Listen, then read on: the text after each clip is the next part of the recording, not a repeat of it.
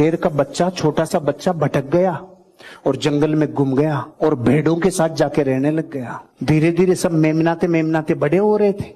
बड़े होते होते होते होते भेड़ के बच्चे की अपनी कैपेसिटी है, उसकी अपनी कैपेसिटी है, बड़े हो गए। लेकिन मैं संगत का असर।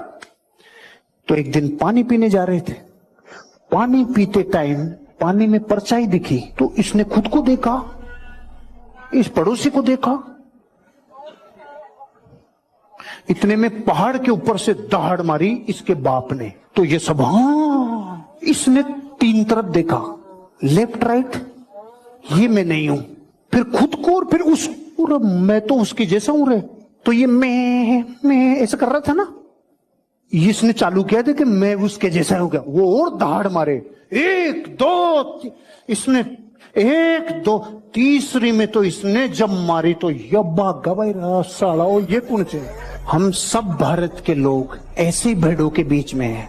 भारत के टॉप 50 बड़े लोग हैं ना, उनकी हिस्ट्री, ज्योग्राफी, बायोग्राफी सब पढ़ लेना। इधर ही थे रे, धीरूभाई अंबानी इधर ही था, अमिताभ बच्चन इधर ही था, सब इधर ही थे। लेकिन इन्होंने कभी ना कभी किसी को दहाड़ते हुए देखा, खुद को देखा, पड़ोसियों को देखा और दहाड़ के कहा मैं अमीर और कामयाब बन के रहूंगा। दुनिया गई भाड़ में। दुनिया क्या सोचेगी इस चक्कर में? कभी दुनिया के सक्सेसफुल लोग नहीं रहते, कभी नहीं रहते।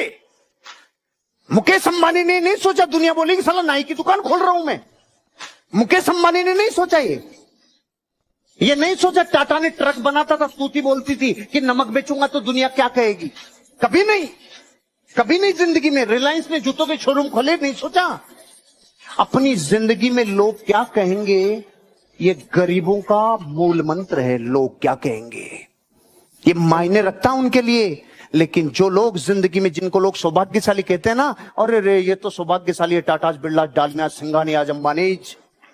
सौभाग्यशाली नहीं, कितना त्याग और तपस्या की होगी, कितने सुखों को छोड़ा होगा, और कितनी बार लोगों की फप्तियां सुनी होगी, कितनी बार लोगों के कुछ ना कुछ ऐसे चुभते हुए बातें सुनी होगी जो जीवन में तकलीफ देती है। जिस बीजेपी को आज से 5 साल पहले कोई सूंघता नहीं था, जिसकी 10 राज्यों में सीटें नहीं आती थी, पूरा दृश्य बदल दिया एक आदमी ने फील्ड में उतर के। एक आदमी ने फील्ड में उतर के नजारा ही बदल दिया। फील्ड का परीक्षण है ये फील्ड का परीक्षण है कि 5 साल में एक दिन रेस्ट नहीं दे। बीमार भी होने का टाइम नहीं है, बीमार का भी टाइम नहीं है। छींक जुकाम का कभी देखा?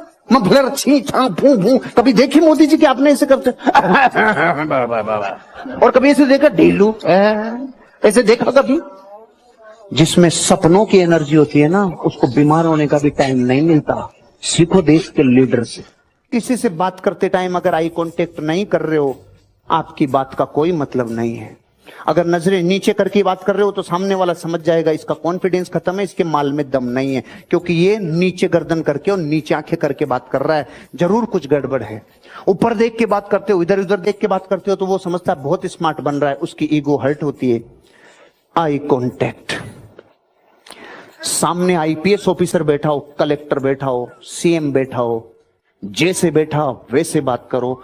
आई कांटेक्ट में रह के बात करो, आपकी बात सीधा दिल में जाएगी। अगर आप डिसाइड होना बंद। महान आशीर्वाद है प्रकृति का कि इंसान जो सोच सकता है वो ही सोच सकता है। जो इंसान कर सकता है बिना होने वाली चीज, ये सोच ही नहीं सकता। आज आपको पता चलेगा, अरे मतलब आज तक जो सोचा वो सब हो सकता था, लेकिन कानों के बीच में लेके घूम रहे हैं। काय में जा रही है एनर्जी? काय में जा रही है एनर्जी? या तो घटनाओं की बातें करने में, या लोगों की बातें करने में, या इधर उधर की जिंदगी की ऊर्जा इधर उधर ही खर्च हो रही है। इस दुनिया में कोई इंसान किसी चीज की रियल वैल्यू देखना चाहता है तो उसको उस माहौल के चश्मे से देखना पड़ेगा, उस माहौल के दर्पण से देखना पड़ेगा। आपको अपनी वैल्यू देखनी होगी। अगर अपनी वैल्यू बढ़ानी है तो भीतर वैल्यू देखनी होगी।